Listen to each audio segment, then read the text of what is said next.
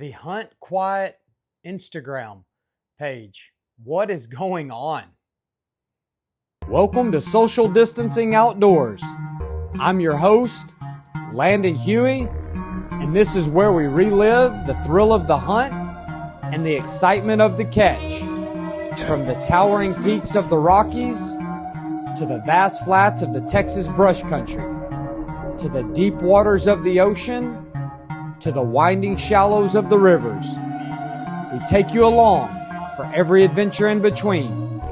So sit back, relax, and join us as we share the wild, fun, and unforgettable moments from our outdoor pursuits. Hey guys, what's going on? My name's Landon Huey. I want to talk to you today, man. I came across something on Instagram that just rubbed me, I don't know, the wrong way, I guess you could say. The Hunt Quiet Instagram page. And I haven't done a bunch of digging and research on them. I guess they're the Hunt Quiet podcast as well.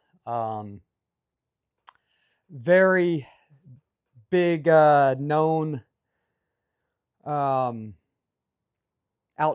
in the space's brother that actually I didn't even realize after I'd commented on something, and like I said, never seen it before or anything like that, and then I kind of realized who it was and everything, and I've heard some stuff before about this guy, and it's just I'm trying to understand this. You know, maybe some of you guys can comment and help me understand it and get feedback and stuff. And it's all about conversation and stuff like that. And I'm not here to bash anybody or anything like that. Just want to have conversations in the hunting world. And I just find it's funny that this guy, you know, is ultimately chasing clout, I guess you could say, by bashing other hunting influencers. Okay, people in the outdoor space that are, you know, pretty well-known influencers, and just ragging on these guys, claiming that, you know, they're burning spots out, basically, and because of these guys, more people are into hunting, making it harder for, I guess, him to get tagged. I don't understand it. You know, it's like, yeah, I mean, we get it. You know, it's hard to draw some tags and stuff like that. And, you know, but people, we have to remember in the hunting community, we're all doing the same thing. We're all out here, you know, having a good time, wanting to utilize these resources, wanting to get good tags and, you know, all that stuff. And look, the hunting influencers and all the different influencers, you know, I'm not necessarily, I mean, I guess you could say I'm an influencer in a way. I mean, that's my goal, I guess, kind of. I'm not money driven. I tell you that. I have my own business. I'm not doing it financially. I'm wanting to get more and more in content and stuff just to share ideas, perspectives, views, connect with people that share the same passion, kind of the way that I do things. I'm not in it for money. I'm not trying to make money, sponsorships, none of that stuff. So if I do ever end up getting popular, mark my words, come back to this video. This is not what I'm in it for. I don't want to be tied to brands. I don't want to be tied to any brands or anything like that and have to just run their gear. I like to run what I like to run. I want to do this because I want to have these videos for my kids to watch, just to have them, talk with different people. Like I said, just being involved with it. And listen, there's some influencer out there that, you know, I'm not real fond of, and there's some that I think are great, you know, in my opinion and stuff like that. But what I don't do is I don't bash these guys for what they're doing. You know, everybody, I don't know their stories. Everybody's got different agendas and reasons for why they're doing what they're doing, and only they can answer to what, you know, what they're doing, you know, and they, I guess, meet their maker.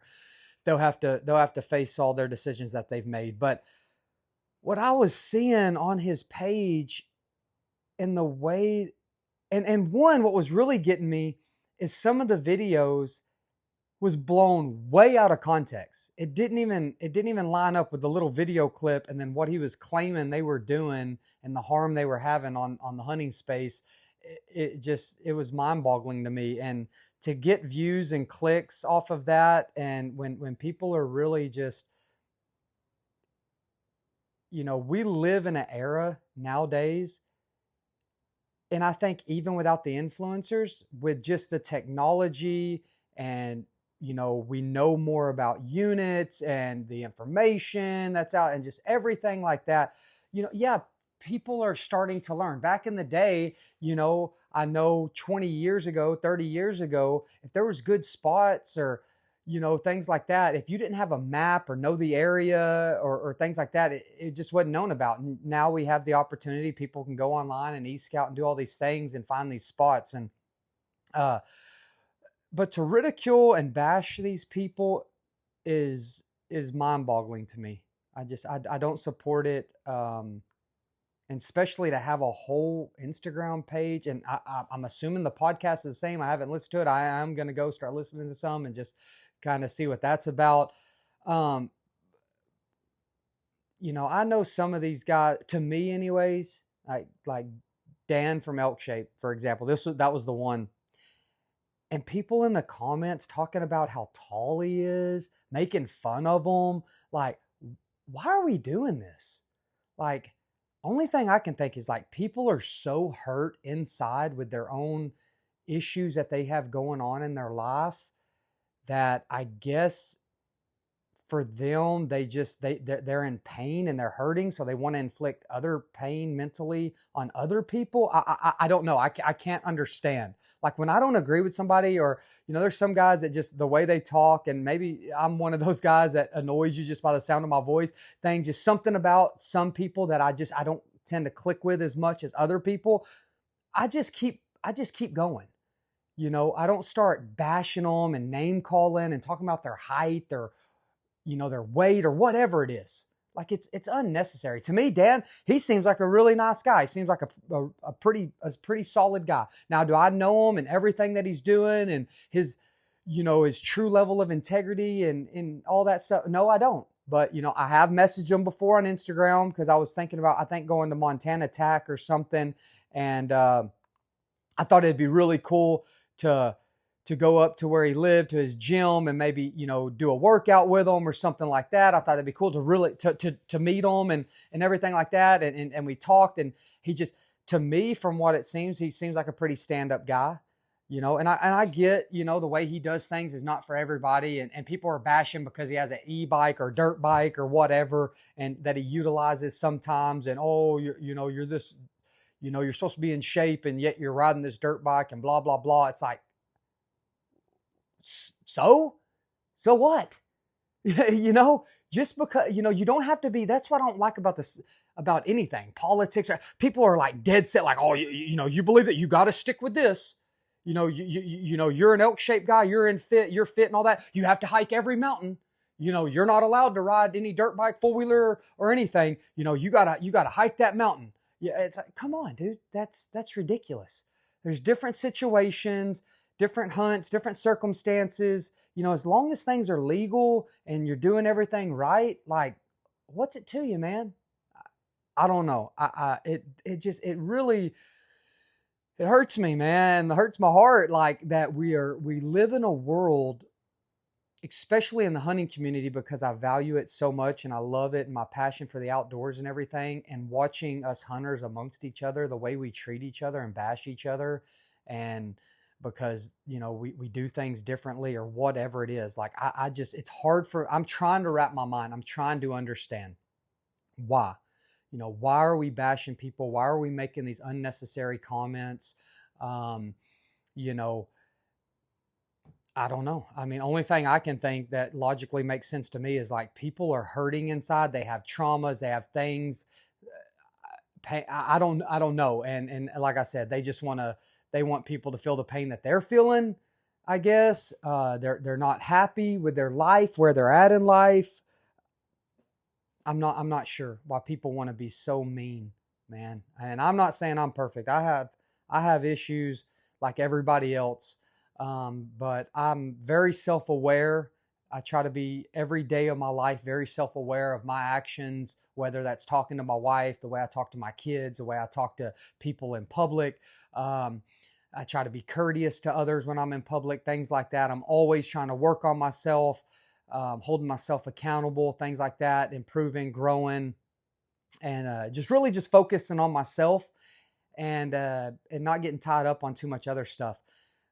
Another thing for me is these people are complaining, and I see it all the time on different hunting pages and everything like that. Like they cry and complain because they're not drawing these premium unit tags and stuff like that, and acting like they just can't hunt. It's like and be successful, and I don't believe that. I hunt a lot of public land, different stuff that's easy to hunt public land, easy to draw units, things like that, a lot of pressure. But the one thing that I never worry about is when I pull up to a trailhead, if there's 20 cars there, I don't think about it. It doesn't bother me. I don't know. I don't care. I'm like, man, I'm out here. I got to be out here. I know I have a chance. To put it in perspective, when you look at these big mountains, and you put a person out there versus all this country that you have to hunt and these little pockets where an elk could be or a mule deer or whatever, I know that I have a chance. It might not be huge odds, but there's a possibility. And I'm getting to be out there. It's the adventure. Of course, we all want to kill good animals. Don't get me wrong. But I don't put everything on killing the animal. It's more than that to me. Being out there, especially good friends, the camping, good food, just all. If you're a true sportsman, I believe it's more than just killing the animal. There's so much more. It's from working out, prepping, getting your gear ready, shooting your bow, staying dialed in, scouting, shed hunting. When you love it, you love the process. You love everything about it, you know? And I don't get hung up on other people hunting out there. They're out there just like me, trying to have a good time, trying to get an opportunity. I support it. Um, it's at the end of the day, it's not that serious. People are just only thing I can bring it up. It's like the whole resident and non-resident thing. It's people are just, to me, just seem very selfish. Like everybody just thinks that it should be catered to them, and it's just, that's not the reality of it. There's a lot of people out there and they want to go chase these adventures and these experiences. And, we shouldn't be getting all bent out of shape over this type of stuff. We should be coming together, trying to understand each other, being friends with each other. I try to talk to people when I'm out hunting and see people at the trailhead, and I'm never put out and upset. Yeah, things can be frustrating. So hey, so what? You got set up an hour before daylight, and right at daylight, a dude comes walking through and so-calls messes up your hunt. You know, they didn't know that. I don't believe that they were like, well, I'm going to go find that guy in that tree, and I'm gonna make sure that I walk by and ruin his morning. I don't believe that the average person, the majority of people, are doing that. I don't believe it. I think they're just out there, trying to, enjoy the outdoors. Um, it's a big passion for me. I love it. I've killed some okay animals, nothing, no world class or anything like that. But I don't measure hunting and fishing. I don't measure it like that. It's memories. I've made some of the best relationships from being in the hunting space and meeting people along the way. And I've got so much fulfillment in other ways from just the killing of the animal. So I just wish we would stop it. I really would. That would be nice. And that goes for, politics and everything. We are in, I don't know why everybody is just all so upset and want to be mad at each other. It blows me away. If you don't like somebody, just simply go on about your day. There's no reason to put that energy into that. And that's what I was going to say. Like, when I go to these trailheads and there's these other people out there, I don't give it any thought because I don't have any control over it. Why waste my energy on being upset that other people are out there trying to enjoy the resource like me? Like, I just have to use my brain. I got to start thinking, okay, maybe, I see some tracks going this way. Okay, I have I think they might be over in this drainage. Yeah, maybe I wanted to go there, but that's all right. Maybe I'm going to shift gears and go over here and do that. It's just part of it, right? There's a lot of pieces in the hunting game, that you, when you hunt, I mean, you have to hunt the pressure, you have to hunt water and food sources and all these different pieces. And I think that's what makes it so great, is all these different things that we navigate through and that process that we go through and the struggles that we go through. And then when we do finally succeed at what we're trying to do, it really means something and holds value. In my opinion, feels great. If I went out every time and, say whitetail hunting, for example, and I went out every time and 200-inch deer were just standing out there and it was no challenge. I drew my bow, didn't have to worry about anything. They stand there and just look at me and I shoot them. First, I wouldn't even do it. Like, for me, like, I don't, so I can have it up on the wall and be like, oh, look at this thing that I killed. Look how big he is. I would rather go shoot a spike that when I blink, he flinches, and hang that on my wall and be like, man, that was a tough hunt to kill that thing right there, or whatever it is. For me, it's the process. It's the journey. It's so much more than just killing the animal. I'm deeply connected with the outdoors and everything that it represents. And it brings me just a peace and something. I'm so grateful to have it in my life. It means so much to me. So, I like the challenge. I like the challenge of it, whether that be hunting pressure, a tough animals, weather conditions, whatever it is. I like to use my brain, overcome these adversities. And, when I'm successful, it's like, wow, it means so much. It took me 5 years to kill my first elk. I blew it. I blew it a lot of times. I should have killed more elk, but I missed them. I wounded one time I didn't find. I've missed several of them. This will be, I think, my eighth or ninth consecutive year bow hunting elk. And I've killed one bull. It is what it is. I should have, if it was a perfect world, I should have probably have killed about 6 or 7 elk, but I've missed, let's see, I've missed like 4 elk, I think, and I wounded one, so maybe 5, so about 6 elk with the one that I've killed. And I'm not ashamed to call it, oh, bad hunter, this or that. Okay, whatever. It's all circumstantial, just different things. Most of them I never was able to get a range. It happened quick. I hit limb, whatever happened. I shot under them. I've shot over them. I'm still learning, and I'm humble enough to admit that. I'm not the greatest hunter in the world. I've got a lot of learning to do. And maybe people make fun of me because, definitely if I had all these hunts on film and it was out there in the public, I know there would be people that would bash me and this and that, but it really doesn't bother me. I drew my first mule deer tag last year and I stalked into 15 yards on a easy to draw mule deer tag, high pressured area, found a good buck, stalked into 15 yards, and I was able to get it done. Got him killed, 172-inch buck. Very proud of that. My bull, public land, same thing, same unit, high pressured unit, and 260-inch bull.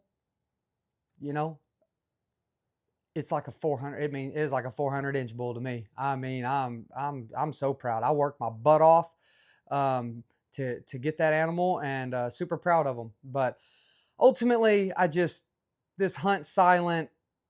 Yeah, hey, I agree. Not hunt silent, but silent about, to a degree on if you do have certain areas that you like. Now, if people find them on their own, hey, I'm perfectly fine with that. I was camped up on a ridge, right under 12,000 feet, way back off in there. Thought I was all by myself and heard some footsteps go by. Came out of my tent. The weather was bad, and I come out of my tent. Two guys up there. They were hunting. There were some bulls in there. We shared some information, and we knew the herd bull that was in there. I knew the bull they were going after, and I shared information, wished them luck. They gave me some critical information about some water, where there was some water that I didn't know about that was up high up there that actually saved that spot for me. Because normally I was having to drop down like 1,200 feet elevation to get water. And, we had a conversation. It was great. I got something out of it. I, gave them some information out of it, and it was all good. I wasn't put out. I wasn't upset one bit. They didn't seem to be either. So I think that's what it's really about at the end of the day. But, but I think everybody should put in their work. They should put in their work. It does aggravate me a little bit when I see people, they put in for, certain units, premier units, this or that. It happens a lot. I'm from Texas, and certain draw hunts and things like that. And then people are on these pages just asking for like all this information when they clearly have not done any homework on their own. It's like, somebody that has already done a lot of homework and is really putting in the effort and things like that. I think people tend to want to help them a little bit more versus people that just they don't know anything. They haven't even got on the map and pinned all the access points or checked out the area and see just what's around or anything. They haven't done anything, and they go and start asking these questions and want people to like get. It's like I believe everybody should put in their work, and earn it. One, because you're gonna appreciate it more. You're gonna value it more. The more work and effort you put into it, in my opinion, you're just going to appreciate those things more. But what do I know? I'm just an average Joe out here trying to get it like everybody else. I don't believe I'm any better or any less than any other hunter that's out there trying to enjoy this. So, like I said, it really, after I saw that page and then the comments and the people in the comments and how they were supporting it and bashing and negative, dark, toxic. I don't get it. I don't know. Maybe you guys can comment and shed some light. Maybe there's something that I'm not seeing, but for me, I don't understand why we're being so nasty towards each other. It doesn't have to be this way. It really doesn't. There's plenty out there. I don't know why people make it sound like there's no opportunity or this or that.